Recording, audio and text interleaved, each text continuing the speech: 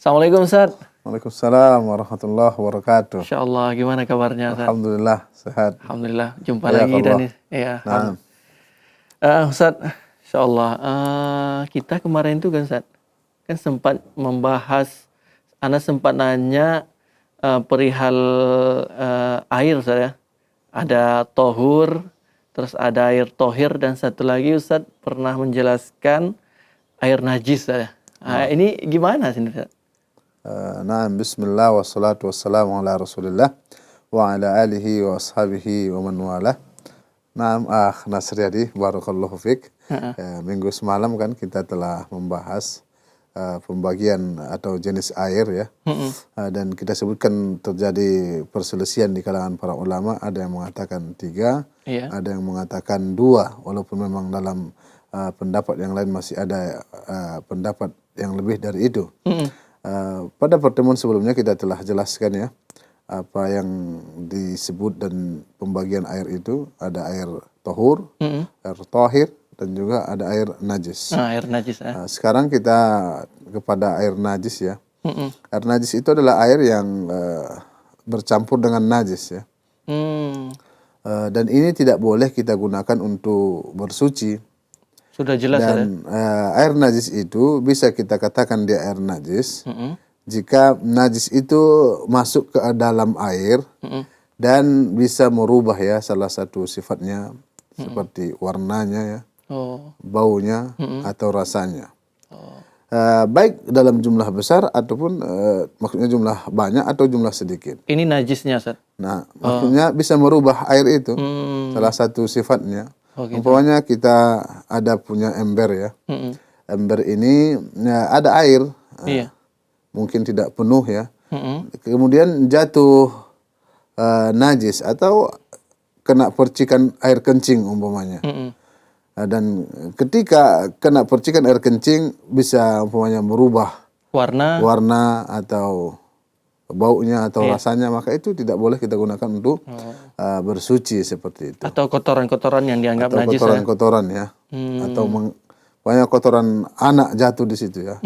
Ada orang bawa anaknya kamar mandi, kemudian kotorannya jatuh di ember umpamanya. Di ember itu ada air dan merubah baunya, maka itu tidak boleh kita gunakan untuk bersuci seperti wudhu dan juga mandi.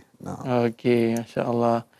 Berarti gitu aja Ustaz ya, kalau air najis ada 3 misalnya, kalau misalnya berubah warna, aromanya, terus rasanya Ustaz. Ustaz kemarin itu Ustaz sempat nyinggung air mustakmal Ustaz. Nah, ini air mustakmalnya apa maksudnya Ustaz? Air mustakmal secara bahasa mustakmal itu yang sudah pernah dipakai ya. Yang sudah pernah dipakai. Namun perlu kita ketahui yang sudah dipakai maksudnya di sini untuk bersuci ya. Bukan untuk menghilangkan najis. Seperti bersuci itu bekas wudu ya. Bekas wudu. Atau bekas mandi ya. Itu boleh digunakan untuk bersuci kembali. Umpamanya seorang berwudu dan dia berwudu, dia tampung lagi di ember. Air itu masih bisa digunakan oleh orang lain untuk berwudu atau untuk mandi seperti itu. Kalau misalnya air bekas mandi junub saat mandi wajib misalnya, ini masih dianggap air mustakmal atau enggak ya Ustaz? Pernah di zaman Rasulullah Sallallahu Alaihi Wasallam ya. Para istrinya ketika Rasulullah Sallallahu Alaihi Wasallam mau mandi di salah satu rumah istrinya, dan air itu ada dalam bejana. Kemudian Rasulullah mau wudhu, maka disampaikan sesungguhnya saya baru selesai mandi junub ya, dengan memakai air itu. Maka Rasulullah mengatakan air itu tidak berjunub, air itu tetap bersih, suci ya. Selama air itu tidak digunakan untuk mensucikan najis. Seperti umpamanya kencing ya. Bekas mencuci kencing itu umpamanya, itu yang ditampung, maka itu tidak disebut dengan ma'ul mustakmal. Karena sudah bercampur kan? Ya, sudah dipakai untuk menghilangkan najis. Namun yang disebut dengan ma'ul mustakmal itu adalah air yang sudah dipakai untuk bersuci baik wudu ataupun mandi. Namun ketika menghilangkan najis, mencuci kotoran, itu tidak disebut dengan ma'ul mustakmal. Masya Allah. Berarti memang ulama sepakat nggak Ustaz? Maksudnya kalau misalnya air mustakmal itu masih boleh dipakai atau enggak? Tentunya ada perselisihan ya di kalangan para ulama. Ada yang mengatakan air musta'man itu tidak boleh dipakai untuk bersuci ya. Iya. Namun pendapat yang lebih kuat tetap boleh. Mm-mm. Karena di zaman Rasulullah Shallallahu Alaihi Wasallam para sahabat itu berebut ya bekas air wudhu dari Rasulullah Shallallahu Alaihi Wasallam. Sallallahu alaihi wasallam. Karena memang ada berkahnya Ustaz ya. Ya memang ada berkahnya dari Rasulullah. Namun Rasulullah tidak pernah memerintahkan mereka untuk berwudhu kembali ya. Tidak pernah memerintahkan mereka untuk berwudhu kembali. Iya. Kalau seandainya air bekas wudhu itu tidak boleh dipakai lagi untuk bersuci, maka Rasulullah akan memerintahkan para sahabat untuk berwudhu kembali seperti itu. Dan juga yang kita katakan tadi hadis ya dari Rasulullah Shallallahu Alaihi Wasallam itu beliau mau bersuci, namun air itu bekas mandi junub istri-istrinya ya. Maka Rasulullah tetap memakainya untuk bersuci seperti itu. Ini kita membahas hukum ya. Iya benar. Membahas hukum, bukan membahas mau atau tidak mau memakainya. Benar. Ya, kita membahas hukumnya. Kalau ada seorang tidak mau memakainya itu terserah dia, namun kita membahas hukumnya masih tetap dibolehkan dalam syariat. Nah.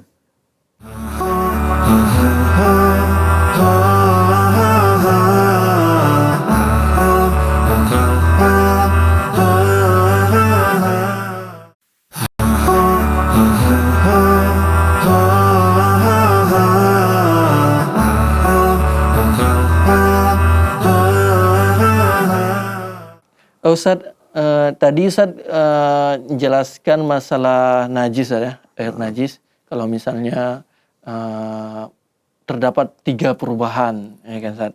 Bahwasanya kalau berubah warna, terus rasanya, aromanya, itu kan udah nggak boleh dipakai Ustaz ya. Ya, salah satu dari yang Salah satu misalnya Ustaz. Terus ini Ana mau nanya Ustaz, kalau misalnya kan menghilangkan najis misalnya Pak, apakah memang harus pakai air saja atau gimana Ustaz?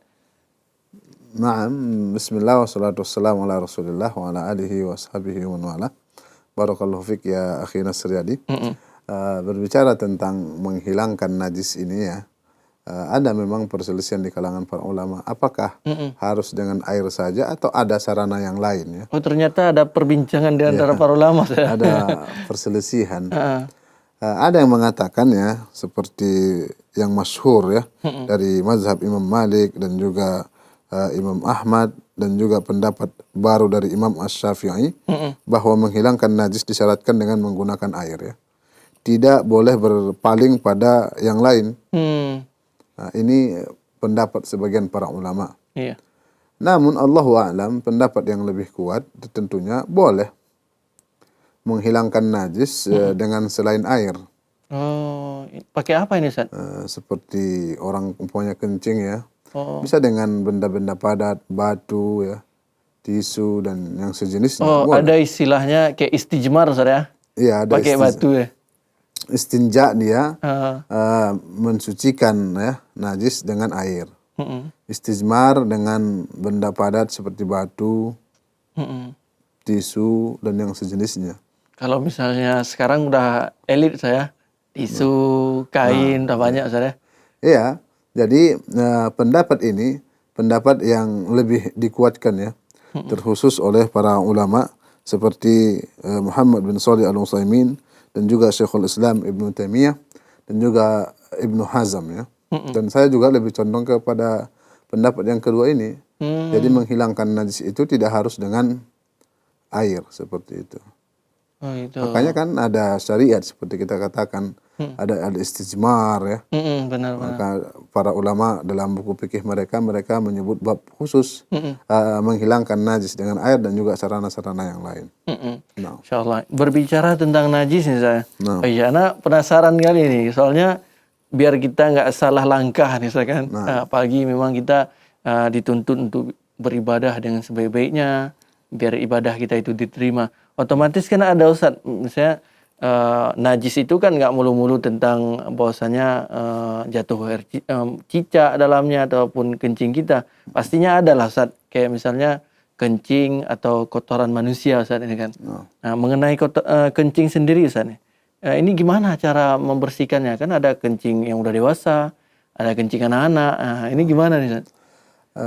kencing orang dewasa itu adalah najis ya. Sebagaimana kita ketahui ketika Rasulullah Shallallahu Alaihi Wasallam telah hijrah ke Madinah dan mereka membangun masjid Nabawi dan saat itu lantainya masih tanah ya, atau pasir lah kita katakan. Nggak semewah yang di saat ini sekarang.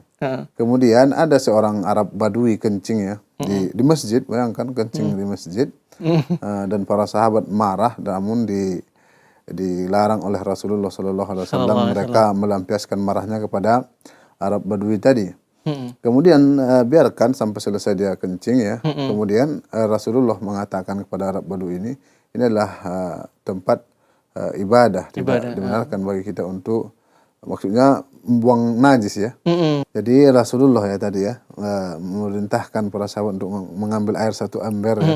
Kemudian dicurahkan di bekas air kencingnya itu. Maka setelah itu dianggap suci lah itu ya, tempat ibadah mereka itu. Itu kalau memang tanah atau pasir karena dia menyerap air. Kemudian sebagian ulama mengatakan bagaimana dengan lantai masjid umpamanya yang terbuat dari keramik seperti itu, semen kan tidak menghisap air gitu. Iya benar.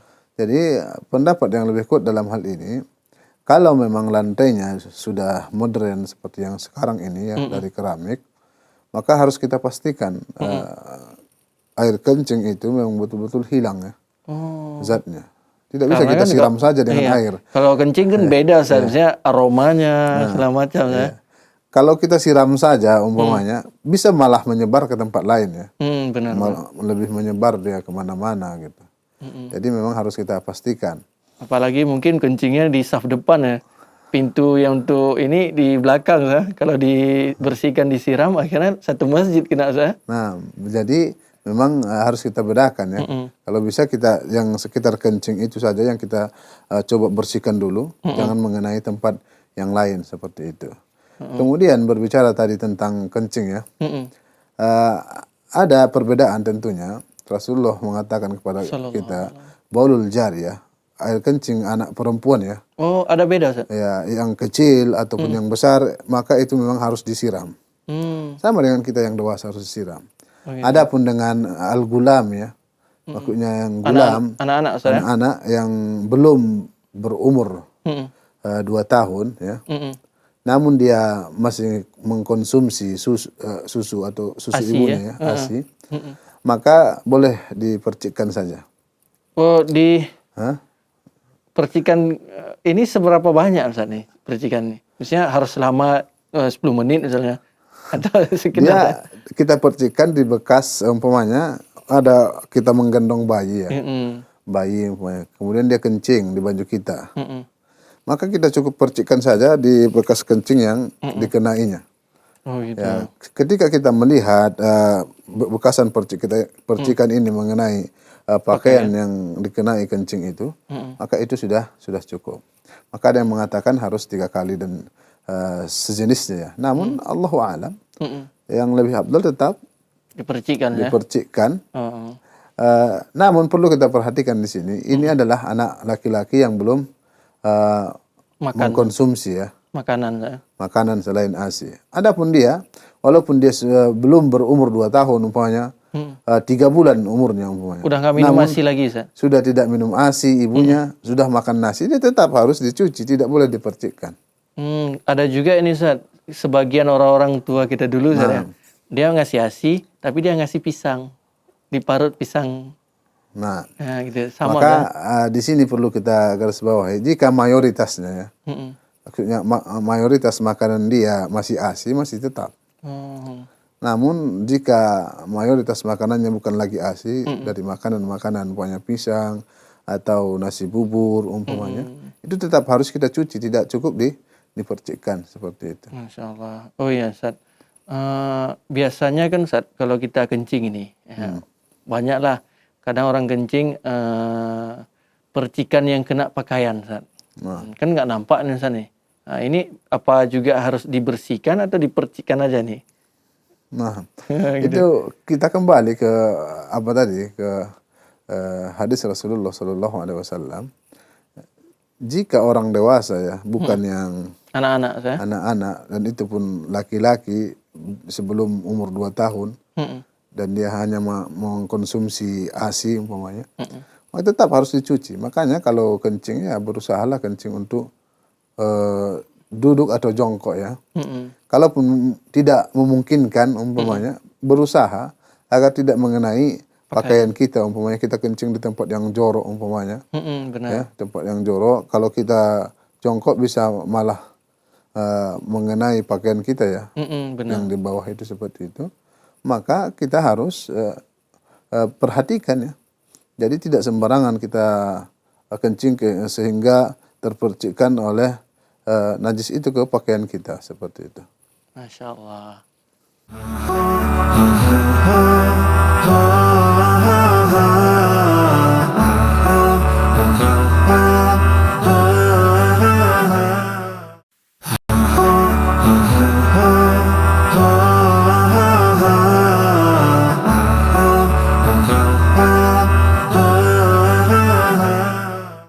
Ustadz, Nah, Masya Allah. Ini banyak juga pertanyaan mana ini. Soalnya ini memang betul-betul harus Anda tanyakan ya, Ustadz. Tadi kan itu masalah kencing Ustadz ya. Kalau masalah kotoran manusia, pup manusia, manusia. Ini gimana Ustadz ini? kotoran manusia ya, sepakat para ulama bahwa itu adalah najis. Sampai Ibnu Hazm ya. Ibnu Hazm kita ketahui dia adalah bermadhab al-Zahiriyah, yang tidak memakai kias dalam buku fikih mereka ya. Oh, berarti kalau dalil-dalil aja gitu ya. Mereka hanya berdalilkan kalau ada Al-Quran dan hadis. Kalau tidak ada, mereka anggap itu Nggak ada. mereka tidak berhukum dengan hukum kias. Mereka mengatakan kotoran manusia itu juga najis. Kalau kalian tidak mengatakan itu najis, maka kalian makanlah, kata beliau dalam bahasa kita lah ya. Karena nggak ada yang berani makan. Nggak ada yang berani makan. Jadi kalau kalian menganggap itu tidak najis, cobalah kalian makan, istilahnya seperti itu. Jadi intinya itu adalah najis ya, dan sepakat para ulama.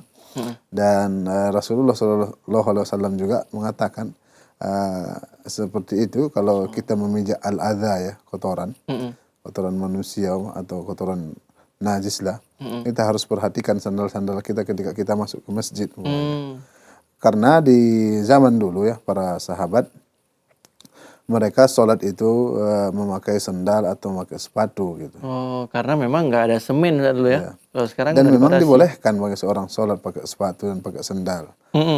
Namun perlu diperhatikan ya, ketika seorang mau datang ke masjid, tidak semua masjid membolehkan, maka dia harus buka.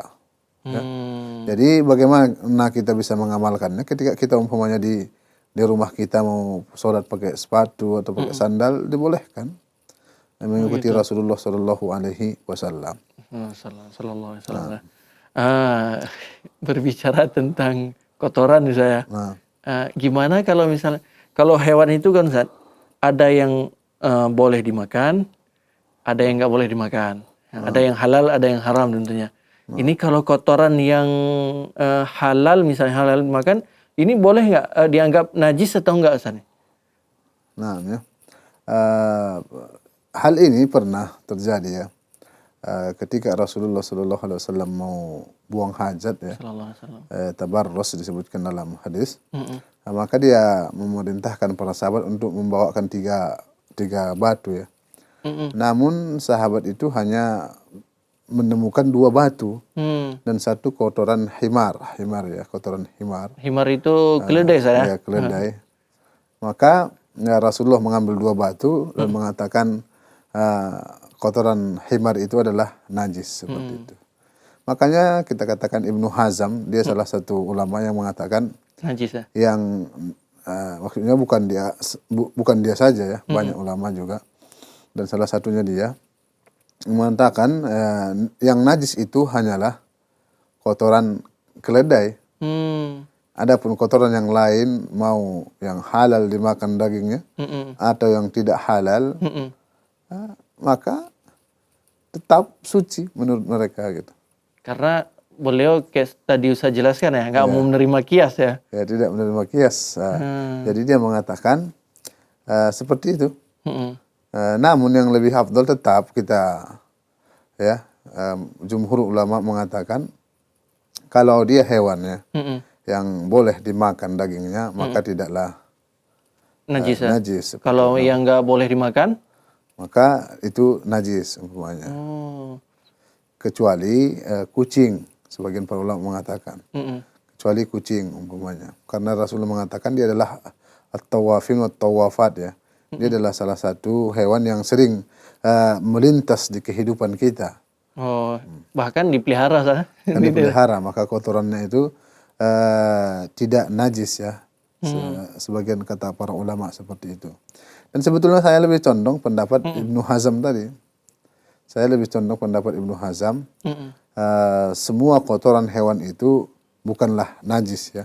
Kita berbicara hukumnya ya. Iya benar. Bukan berbicara kalau kena mau dipakai sholat boleh, bukan. Kita berbicara hukumnya najis dia atau tidak. Saya lebih condong berpendapat seperti pendapat Ibnu Hazm. Dan pendapat ini banyak dikemukakan oleh para ulama. Namun seperti kita katakan tadi, ini adalah masalah khilafiyah, masalah perselisihan. Dan tentunya ada pendapat ulama ini dan juga pendapat ulama lain. Namun saya lebih menguatkan pendapat Ibnu Hazm ini. Karena tidak kita temukan dalil ya yang menyatakan itu najis. Karena hukum asal segala sesuatu itu adalah suci seperti itu. Nah. Insyaallah. Ini Ustaz, kalau anjing kan udah nggak boleh makan. Nah, ini yang najisnya itu air liurnya apa tainya Ustaz? Apa nya itu Ustaz? Kalau kata Ibnu Hazm kan nggak najis Ustaz ya. Kalau berdasarkan hadis yang disebutkan tadi saya. Berarti kan kalau anjing itu kan agak gimana gitu saya. Nah, bismillah wassalatu wassalamu ala rasulillah. Ya, berbicara tentang anjing ini.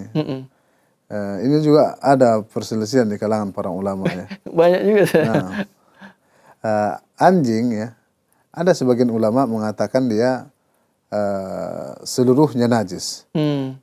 Pernah kita sebutkan ya dan juga kita baca perkataan sebagian para ulama mengatakan perselisihan dalam hal ini sangatlah banyak. Hampir disebutkan ada 40 pendapat tentang anjing ini ya. Masya Allah. 40 pendapat. Seperti Al-Imam Malik dan juga orang-orang yang mengikuti dia. Mereka mengatakan anjing ini secara umum tidaklah najis. Baik air liurnya ataupun apanya semuanya bukanlah najis. Dan pendapat ini juga pendapat yang diambil oleh Al-Imam Al-Bukhari ya. Al-Imam Al-Bukhari. Dari mana mereka katakan itu? Ada hadis yang menguatkannya. Ketika disebutkan oleh Rasulullah SAW dalam sebuah hadis, ada seorang yang sangat haus ya, sehingga dia turun ke sumur ya. Oh, cerita tentang ini saya apa? Wanita saya, yang wanita pekerja malam saya. Iya, ada juga dalilnya itu. Redaksinya beda-beda. Ini redaksi lain ya. Seorang yang kehausan ya, kehausan, dia turun ke sumur ya. Dan dia minum. Ketika dia naik ke atas, dia lihat anjing itu yalhath, mengeluarkan lidahnya saking hausnya. Maka dia berpikir dalam hatinya ya, sungguh haus sekali anjing ini sebagaimana yang saya rasakan. Maka dia turun, diambil air itu dengan sepatunya, ya, dia kasih minum anjing tadi. Dan tidak ada Rasulullah menyebutkan seorang itu mensucikan lagi sepatunya seperti itu ya. Maka mereka kuatkan seperti itu. Ini pendapat para a'immah ya. Dan pendapat yang lain mengatakan seluruhnya najis. Kenapa mereka mengatakan seluruhnya najis? Karena hadis Rasulullah SAW, tahur ina ahadikum ya, mensucikan bejana kalian ketika dijilat, idza walaqa fihil kalb. Jika anjing itu menjilatnya, maka mereka mengatakan anggota tubuh kita yang mulia itu adalah lidah, seperti juga untuk hewan. Itu saja najis, tentunya yang lain lebih najis. Seperti itu mereka mendalilkannya. Dan ada yang mengatakan seperti Syekhul Islam Ibnu Taimiyah, mereka mengatakan yang bernajis itu hanya air liurnya, lidahnya. Adapun yang lain tidak. Baik mau basah atau tidak basah, maka tidaklah najis. Namun Allahu a'lam, yang lebih afdal secara zahir yang najis hanyalah Air liur. air liurnya seperti itu. Insyaallah. Pendapat ini banyak. Iya. Ada yang mengatakan itu bisa bernajis kalau basah seperti itu ya. Namun kita ucapkan kembali yang najis itu hanya air liurnya seperti itu. Oke, insyaallah. Syukron Ustaz. Ya, insyaallah nanti kalau ada waktu, kalau bisa ana singgah, ya ana jumpai antum nanya lagi Ustaz. Insyaallah. Saya kan butuh juga wawasan, ilmu seperti itu biar kita juga bisa beribadah dengan sebaik-baiknya Ustaz. Syukron Ustaz. Insyaallah. Mudah-mudahan kita bisa jumpa di kesempatan yang lain Ustaz. Ya. Amin.